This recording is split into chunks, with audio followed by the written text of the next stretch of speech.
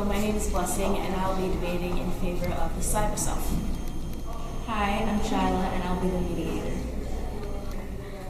So, Blessing, what about being online appeals to you the most? Well, for me personally, being online is a place where you can be yourself without being judged by people who might, you can express your true self without judgment from your peers or self-doubt, because being online gives you a layer of anonymity that you don't really have in face-to-face conversation. I mean, you could do the same from like letter writing and such, but here, like, you get to interact with a different audience. That being said, things online aren't as real. It's a place where people can make fake profiles, scams can happen, we're much more vulnerable to play victim, I guess. Well, my rebuttal would have to be that people try to make a distinction between like IRL in real life and like online, but they're just two different facets of the same life. Just because you're online doesn't mean that you're not interacting with someone. In an article posted on digitaltrend.com by author Andrew Kautz, he said that there's no real life versus online life. There's just being away from the keyboard and being at the keyboard. It's just two different aspects of the same life.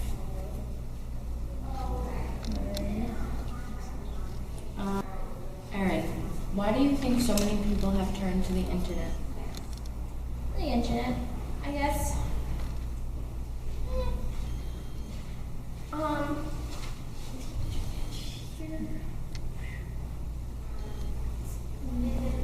Easier to make stuff up. There's nobody checking on it. Plus, things are harder in my life.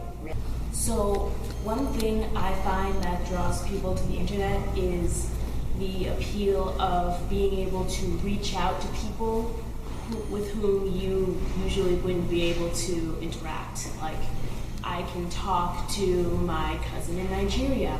I can chat with some kid in Cambodia. I can even talk to my neighbor next door without having to leave my house. And I can make new friends with common interests, and they can be far away from me, and we can all be laughing over the latest episode of Mad Men together. It's just instantaneous communication, and that is one of the greatest draws to the internet. True, but does that replace what it's like when you're actually with somebody and you can hear their laugh rather than see it typed on a screen? Well, what I'd have to say is that at first the internet was mostly textual-based communication, but as of late we've seen a rise in video software such as Skype and FaceTiming and webcam websites like Uvu, etc. And the rise of such technology has made it easier to communicate the same expressions and the same sentiments online as you would face-to-face, which greatly improves our ability to relate messages to people. True, but you're missing the same intimacy that you would get with somebody face-to-face. Well, while I do agree that some intimacy is lost, for some people that can actually be an advantage.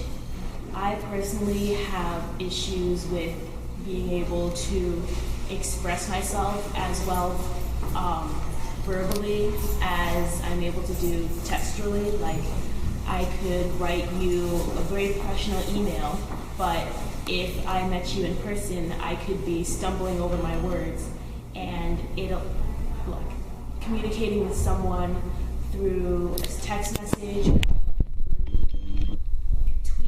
allows me to gather my thoughts and think think over what I wish to say before I have to tell the person. And for people who are introverts or for people who have speech impediments, it's a vast improvement in their lives.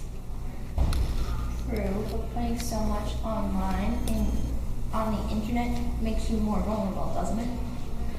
I do agree that many critics believe that vulnerability is a huge risk for having an online self, but I would like to bring attention back to the article from Digital Trends posted this year that said that there is no online self and real life self, and the levels of vulnerability that we have online are just as high as they are in real life, because you can put as much information out there in the real world through paper trails as you can online. The difference is someone could be more adept at searching an online database versus searching a real life database. So, say if someone is talking to a stranger online, do you think that the person talking to the stranger would limit themselves? Would they show their true personality online, or only what they want the other person to see? True. I think people make stuff up and they're not real, or they're too real. They give too much information and they open themselves up to vulnerability and scams, and that's it. In response to that, I would have to say you can do the same amount of oversharing or undersharing in real life. I could have met you for the first time and told you that I won 3 Olympic gold medals, and you would have to go by your gut feeling with that the first time, upon the first question. You could either believe me or you could doubt me, and same online. If someone says that they are a lawyer and they live in a 10-story mansion, you could choose to believe them up front, or you could choose to doubt them, maybe do some research, same as in real life. So, talking about how you said people open themselves up to vulnerability online, do you think that relates to catfishing, pretending to be someone that you're not? Absolutely. There's actually a website called datingasociopath.com, and it talks about how online dating, well, yeah, it's good for those who can't get out or are too shy, but at the same time, you're a target. The sociopaths target these websites specifically for lonely people who are looking for that and are vulnerable, and they speed up the process. So they'll move quickly, and they'll the intimacy will go intense, and they'll just want to My rebuttal would have to be, I have seen the same thing happen in real life with abusive relationships, with people who are preying on vulnerable people. And although I do agree that on the internet they have a larger pool to choose from, it's still just as easy to find yourself being preyed upon by a sociopath in real life. And in an article by Jan Kotenko, posted to digitaltrends.com in 2013, the author noted there's been a significant rise in online dating, and 1 in 10 Americans date online. 66% of them, after having dated online, meet in real life to date, and 23% of those go on to long-term relationships and go on to marriages, and so far they've been reported to be very happy together. So I do think that there is some credit to online dating, but just like in real life, you would have to be very cautious going forward. In regards to the rise of cyberbullying, do you think anonymity online? Do you think anonymity online can breed us? I believe that yes, that is true. But again, I have to keep saying that but there are websites such as FormSpring, Ask.fm, forums upon which people can hide their identities, and that does allow some people to show their true colors and be extremely rude and bully people. And I do not condone this at all, but it is one aspect of the internet of having a cyber self that is quite negative. In regards to cyberbullying, it's just disgusting. I can't stand people who do it. But especially online. In-person bullying face-to-face, you can have it out, you can do it.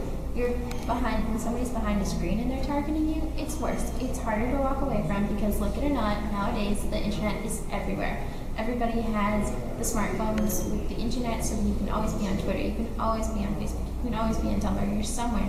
So that way, if you are being cyberbullied, it follows you wherever you go. It's much harder to walk away. And it's a lot harder to delete something once it's been seen by a bunch of people, like on Twitter or Tumblr, or like you make a video about someone and even if you delete it, people have seen it, so it's still going to be talked about. Yeah, the phones can screenshot something, so even if it's only supposed to last for 10 seconds, it doesn't, it's there.